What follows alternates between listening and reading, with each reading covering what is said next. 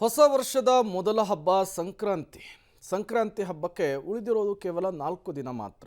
ಈ ಬೆನ್ನಲ್ಲೇ ಪ್ರತಿ ವರ್ಷದಂತೆ ಈ ವರ್ಷವೂ ಕೂಡ ಗವಿಗಂಗಾಧರೇಶ್ವರ ದೇವಸ್ಥಾನದಲ್ಲಿ ಸೂರ್ಯ ರಶ್ಮಿಯ ವಿಸ್ಮಯವನ್ನು ತುಂಬಿಕೊಳ್ಳುವುದಕ್ಕೆ ಜನರು ಅತ್ಯಂತ ಕಾತುರದಿಂದ ಕಾಯ್ತಾ ಇದ್ದಾರೆ. ಅದಕ್ಕೆ ಬೇಕಾದಂತಹ ಸಿದ್ಧತೆಗಳನ್ನು ದೇವಸ್ಥಾನದ ಆಡಳಿತ ಮಂಡಳಿಯು ಕೂಡ ಮಾಡಿಕೊಳ್ತಾ ಇದೆ. ಬನ್ನಿ, ಕುರಿತಂತೆ ಒಂದು ವರದಿ ಇದೆ, ನೋಡ್ಕೊಂಡು ಬರೋಣ. ಜನವರಿ 15ಕ್ಕೆ ಗವಿಗಂಗಾಧರನಿಗೆ ಭಾಸ್ಕರನ ನಮನ. 5:21ರಿಂದ 5:23 ತನಕ ನಡೆಯಲಿದೆ ವಿಸ್ಮಯ.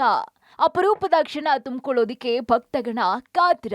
ಜನವರಿ 15ರಂದು ಬೆಂಗಳೂರಿನ ಗವಿಗಂಗಾಧರ ದೇಗುಲದಲ್ಲಿ ಸೂರ್ಯ ರಶ್ಮಿ ವಿಸ್ಮಯ ನಡೆಯುತ್ತೆ.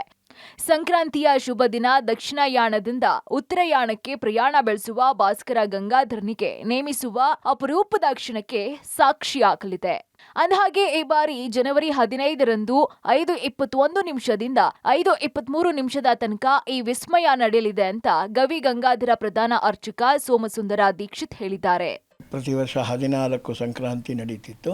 ಈ ವರ್ಷ 15 ಸಂಕ್ರಾಂತಿ ಬಂದಿದೆ. ದಕ್ಷಿಣಾಯಣ ಪುಣ್ಯಕಾಲದಿಂದ ಉತ್ತರಾಯಣ ಪುಣ್ಯಕಾಲಕ್ಕೆ ಸೂರ್ಯ ಪ್ರವೇಶ ಮಾಡೋದಕ್ಕೆ ಮೊದಲು ಶ್ರೀ ಗವಿಗಂಗಾಧರೇಶ್ವರನ ಪೂಜೆಯನ್ನು ಸಲ್ಲಿಸಿ ತದನಂತರ ಪ್ರವೇಶ ಮಾಡುವಂಥ ಒಂದು ವೈಶಿಷ್ಟ್ಯತೆ ಈ ವರ್ಷವೂ ಕೂಡ ಇದೆ. ಸಾಯಂಕಾಲ 5:21ದಿಂದ 23 ಈ ವರ್ಷದ ಸಂಕ್ರಾಂತಿಯ ಒಂದು ಸೂರ್ಯ ಪೂಜೆ ವಿಶೇಷವಾಗಿ ನಡೆಯುತ್ತೆ. ಈ ಬಾರಿ 2 ನಿಮಿಷಗಳ ಕಾಲ ಸೂರ್ಯ ರಶ್ಮಿಯ ಅಭಿಷೇಕ ಈಶ್ವರನಿಗೆ ಆಗುತ್ತೆ. ಈ ಸಮಯದಲ್ಲಿ ಭಕ್ತರಿಗೆ ದೇಗುಲದ ಒಳಭಾಗಕ್ಕೆ ಪ್ರವೇಶವನ್ನ ನೀಡೋದಿಲ್ಲ. ಹೊರಭಾಗದಲ್ಲಿ LED ವ್ಯವಸ್ಥೆಯನ್ನ ಮಾಡಿಕೊಳ್ಳಲಾಗ್ತಾ ಇದೆ. ಯಾವ ಭಕ್ತರಿಗೂ ಒಳಗಡೆ ಅವಕಾಶ ಇರೋದಿಲ್ಲ. ಆಚೆ ಕಡೆ ಮಾಧ್ಯಮದ ಮೂಲಕ ಆಚೆ ಕಡೆ ನಾವು ಎಲ್ಲರಿಗೂ ಆ ದರ್ಶನದ ವ್ಯವಸ್ಥೆಯನ್ನು ಮಾಡಿರ್ತೀವಿ. ಹೊರಭಾಗದಲ್ಲಿ ಆ ಟಿವಿಯಲ್ಲಿ ಕಾಣುವಂಥ ಆ ಸ್ವಾಮಿಯ ದರ್ಶನವನ್ನು ಮಾಡಿ ತದನಂತರ ಒಳಗಡೆ ಬಂದು ಮೂಲಮೂರ್ತಿಯನ್ನು ದರ್ಶನ ಮಾಡಬೇಕು ಅಂತೇಳಿ ದೇವಾಲಯದ ಪರವಾಗಿ ತಮ್ಮಲ್ಲಿ ಪ್ರಾರ್ಥನೆಯನ್ನು ಮಾಡ್ತಾರೆ. ಈ ಅದ್ಭುತ ಕ್ಷಣವನ್ನ ಪ್ರತಿ ವರ್ಷವೂ ಕಣ್ತುಂಬಿಕೊಳ್ಳೋದಕ್ಕೆ ಸಾಕಷ್ಟು ಜನ ಭಕ್ತರು ದೇಗುಲಕ್ಕೆ ಆಗಮಿಸ್ತಾರೆ.